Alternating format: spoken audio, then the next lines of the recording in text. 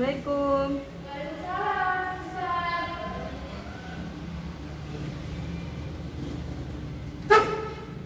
Mbak Nawal, kamu masuk nggak? Ya,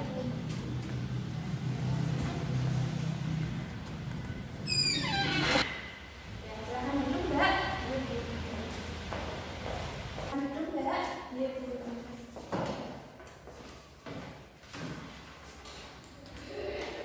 Ini dengan Mbak Mama kan ya? Iya, Bu. Tadi habis pelajarannya siapa, Mbak? Tadi habis pelajarannya Bu Vivi. Bu Vivi, ngajar apa bahasa Arab ya kalau nggak salah? Kabar Mbak Mama bagaimana hari ini? Alhamdulillah sehat ya. Alhamdulillah. Kemarin Ibu lihat Mbak Mama habis jalan loh sama Bu Mbak Mama. Enggak, Bu. Nah, yang benar. Iya, Bu. Iya, soalnya Mbak Mama hari ini cantik sekali, mukanya berseri-seri gitu. Masa? Iya. Oh ya, kemarin Ibu lihat juga kok rame-rame gitu di lapangan badminton. Itu habis pertandingan kan? Iya, Bu, habis pertandingan badminton. Turnamen kayak gitu ya? Ada juaranya nggak, Mbak? Ada, Bu. Kalau yang putri itu tetap juara, tapi yang cowok belum sih. Oh, nggak apa-apa, oke, hebat banget. Jago berarti main badmintonnya. Bisa masuk pelatnas. Amin. Oke. Oh ya, Ibu mau minta maaf nih sama Mbak Noah. Soalnya baru bisa menemui Mbak Noah hari ini. Katanya kemarin Mbak Noah itu ya mau konseling sama Ibu. Nah, sebelumnya sudah pernah melakukan konseling? Belum, Bu. Ya, Ibu jelaskan dulu ya, Mbak. Jadi, Mbak, konseling itu adalah pemberian bantuan dari konselor kepada konseling. Yang dimana konselor yang di sini adalah Ibu dan konselingnya adalah Mbak Noah. Nah, untuk tujuan dari konseling sendiri itu adalah agar kita sama-sama berdiskusi dan juga mencari solusi dari permasalahan yang sedang Mbak Noah hadapi. Dalam konseling Mbak ada asas-asasnya. Yang pertama itu ada asas kerahasiaan. Maksudnya dari asas kerahasiaan itu adalah jadi nanti kalau Mbak Noah cerita sama Ibu apapun yang Mbak Noah sampaikan, ceritakan, Ibu akan menjamin kerahasiaannya ya.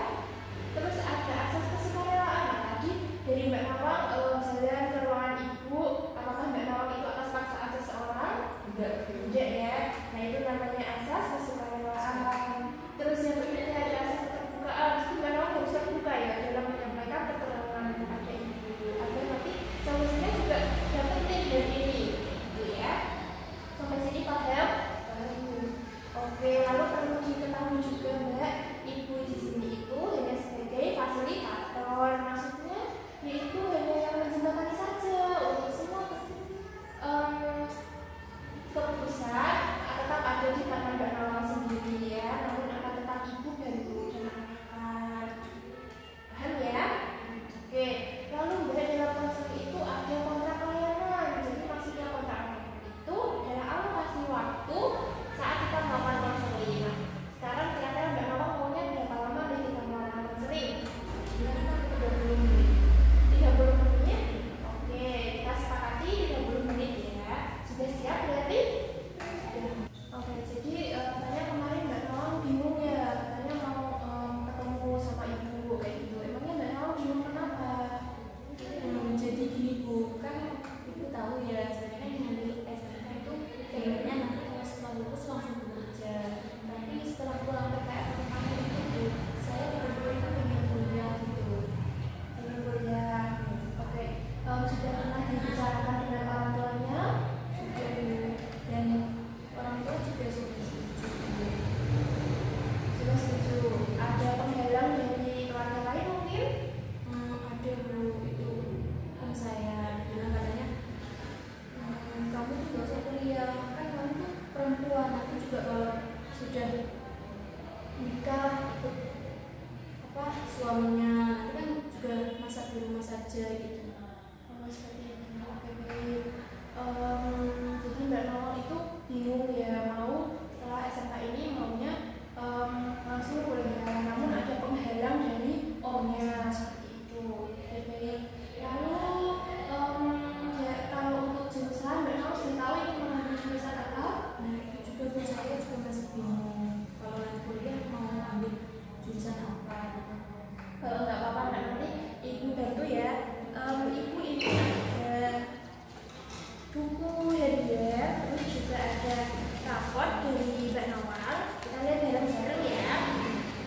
Nah, di sini kemarin itu Ibu udah lihat juga kok punyanya Mbak Nawal dan juga teman-teman Mbak Nawal yang lain. Bagus-bagus, tapi kita lihat dulu bareng-bareng. Oke, jadi buku hadiahnya. Di sini Mbak Nawal menulis pada kelas 10 ingin langsung bekerja. Tapi berubah soal kelas 11 ingin kuliah kan? Berarti sampai sekarang tetap ya ingin kuliah. Namun bingung mau ngambil jurusannya apa. Ya nggak apa-apa, nanti kita lihat juga di rapatnya. Nah, lalu untuk ekstrakurikuler, Mbak Nawal ini juga aktif kok, di OSIS-nya aktif, ekskulnya aktif, terus pernah juara 1 juga lomba badminton ya kayak tadi ya berarti. Oke, bagus-bagus kok Mbak. Terus kita di rapat ya.